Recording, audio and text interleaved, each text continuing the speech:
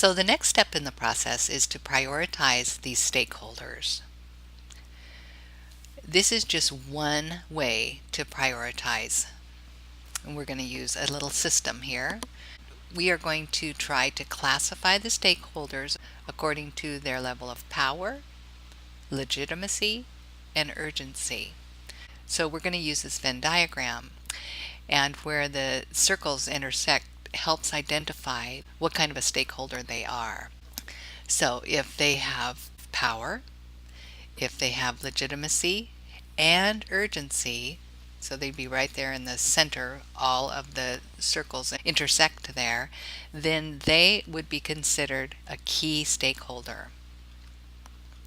If they had power and legitimacy only, or power and urgency only, so in these little side areas intersect, then they are a dominant stakeholder. Power gives you a tipping edge. Finally, if they have urgency and legitimacy but no power, so they're right here in this sector, they are called a dependent stakeholder.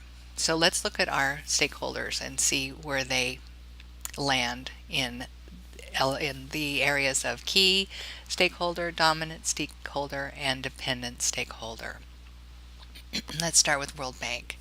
Does World Bank have power? They certainly do. They're going to fund this project. Do they have a legitimate stake in how CMA does the operations of the mine, given that they are funding it? Absolutely. They are legitimate stakeholders. They are power stakeholders. Are they exhibiting some urgency about how they do it? They sure are. So they have all three elements together. They have power, legitimacy, and urgency. So World Bank is a key stakeholder. Let's go on to the government. Does the government of Peru have power? Can they give rights or withdraw rights from operations? Yes, they can, absolutely. So they do have power. Do they have a legitimate stake in operations? Yes, they do. Are they urgent in terms of operations? No, not so much. They aren't so urgent. So they have two of the three, power and legitimacy. So this makes the government a dominant stakeholder. Let's look at the environmental NGOs. Do they care a lot about how we operate? Yes, they do. Do they have a legitimate stake in operations in terms of our environmental operations? Well, how do we determine legitimacy? Well, what is the goal and purpose of the organization? In this case, it was to help protect the environment. Are they behaving coherently with that objective when there are activists around this issue? Yes, they were. So they do have a legitimate stake in the environmental operations. So they do have urgency and they do have legitimacy. Do the NGOs have power? Who can they galvanize or activate? Think about that. Oh, they certainly can activate World Bank. Remember the fourth question in that series? What kind of coalitions can be triggered?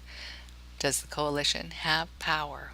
So the NGOs could go right to World Bank, and in fact they did, and they said, these people are in the process of trashing an environmentally rich biome.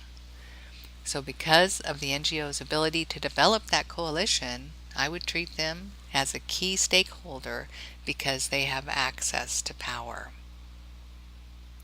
What about the locals?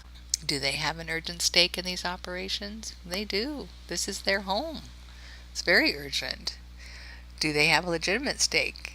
Yes, and they do. They've been raised there.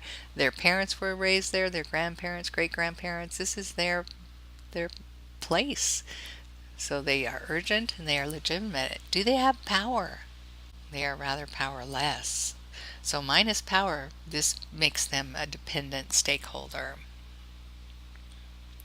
Our priorities are in the following order then. Our first priority is to our key stakeholders, and that is World Bank and the NGOs.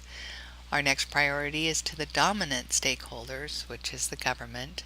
And the third priority is for the dependent stakeholders, the locals.